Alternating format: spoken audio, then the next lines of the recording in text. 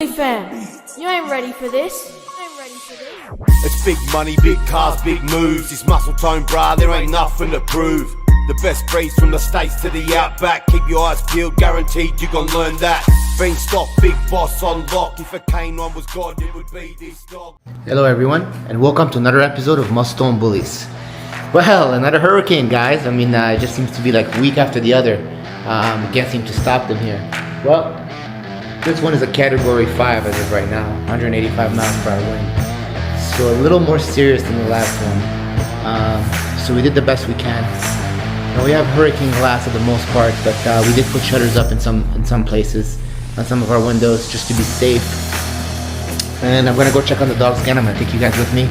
Let's make the walk to the property first before our episode today, like we did last time. So, as of right now, it's nice and calm, being that the hurricane's coming sometime tomorrow. So as you guys can see, we have shutters up on some of the windows. As you can see behind me here. The issue we're gonna have is we just built this pond, and it's pretty much done. And unfortunately, all the trees are freshly planted, including this gigantic tree that we have up there that you can see behind me. Yeah, so that is a little bit more of my concern. So the pond here, all these trees are freshly planted, and some of them still not planted, and I'm concerned, at the most part I'm concerned that the hurricane is going to destroy them and blow them away. Trees are the biggest problem when we have hurricanes here at my house. Main reason is even though I'm like 5-6 minutes from the beach, I am 5 miles from the beach, which is just far enough for me not to flood. Also, my property sits a little bit higher than everyone else's, even though, as you can tell, my driveway pitches down from the back. The property still sits up, and it's pitched properly, and it's very long and it's very big, so it has great drainage for the water to keep flowing. And it's a fortress, so it's built really well, and that's one of the reasons I got the house, because I was afraid of hurricanes when I came to Naples. Now I'm used to them, you know, but this one's kind of scaring me, I'm not gonna lie. So let's take a walk to the kennels. Let's see what's going on over there. I want to make sure that everything in the garage is shut down and closed so that none of the cars get destroyed as well. We do have windows in the garage. Sometimes if they're not locked, the wind will blow them open, and the wind will go inside and take everything down, lights, stuff that's in the garage that we shoved in there so that the rain doesn't get to it or the flood doesn't get to it. Might fly around and destroy the cars. Kind of like a little tornado. So let's see what's going on and make sure everything's okay. So as you can see,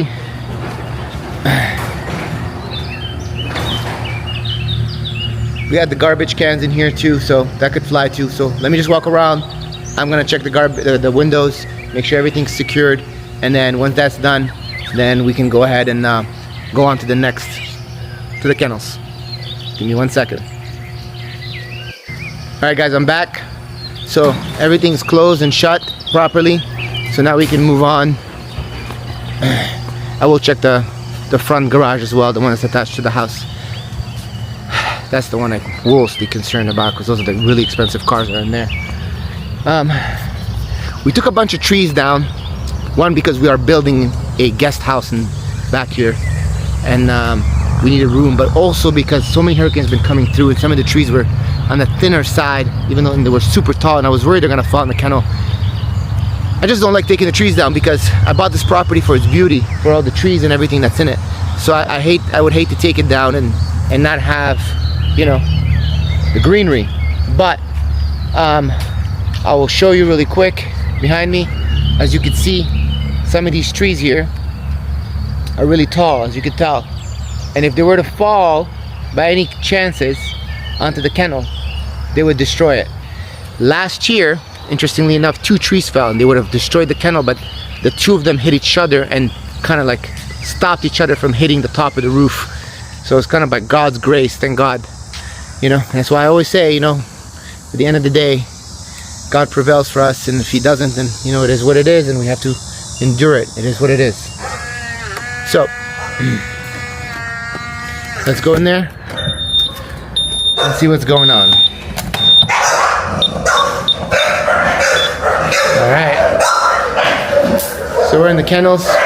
As you guys can see, you know, we always have supply of food. We're never behind on food. So if something were to go down, we would be all set.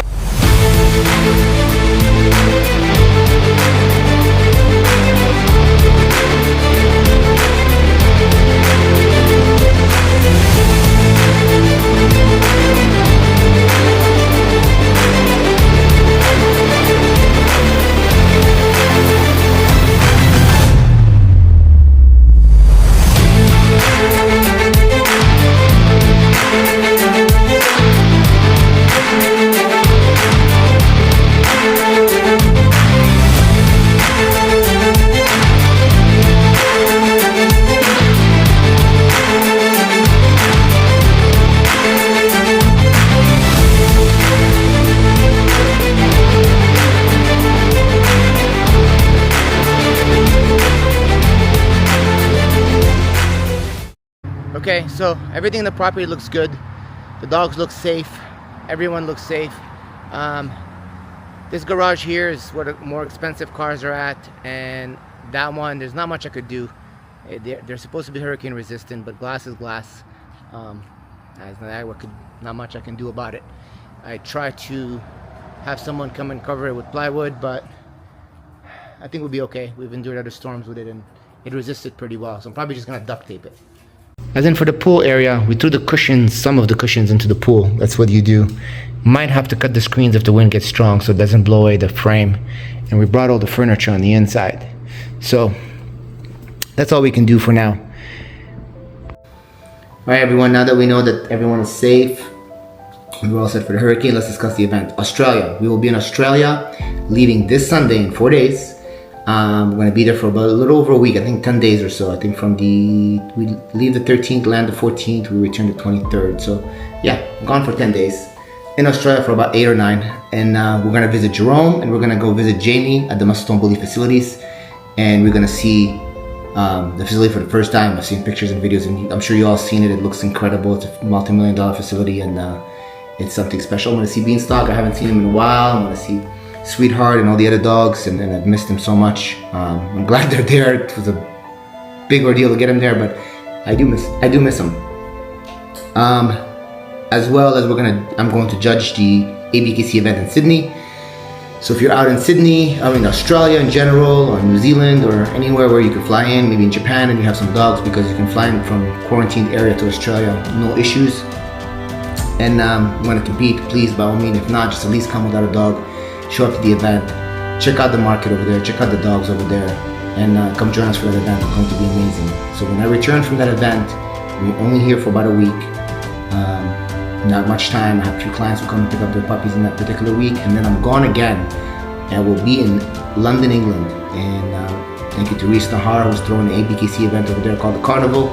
That event is going to be epic as well. The reason for it is because Europe has more extreme dogs than the United States, and it's mostly, well, it's not mostly, it is because Muscletone dominated Europe for the past, decade and a half, actually 2 decades I could say, from mid 2000s till now. So for 2 decades we've sent so many dogs to Europe, between France, Germany, England, Holland, all the way to Russia, Spain, everywhere, Italy. And a lot of people breed Muscletone dogs, and a lot of our partners are in Europe. We have several partners who are Muscletone Poland, Muscletone France, Muscletone Belgium, Muscletone Italy, that's no longer around, but it was. We had Spain as well, Muscletone UK obviously, and Muscletone Russia, Muscletone Sweden, Muscletone Romania. The list goes on, I can't keep thinking of them off the top of my head.